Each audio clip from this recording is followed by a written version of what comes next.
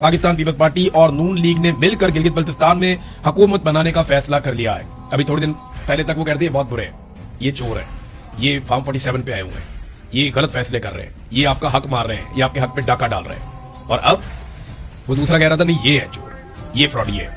तो देखो उन्होंने कराची का क्या हाल किया, वो तुम्हारा भी यही हाल करेंगे।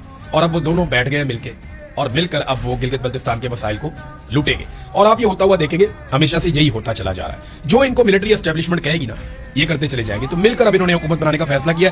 पाकिस्तान तहरीक इंसाफ जीती है या नहीं जीती?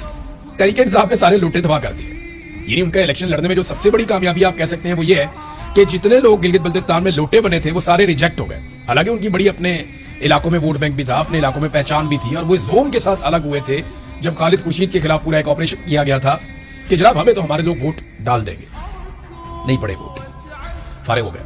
तो पीटीआई ने लोटे सारे ठोक दिए, हत्ता के बड़ा लोटा जो था वो भी ठोक दिया।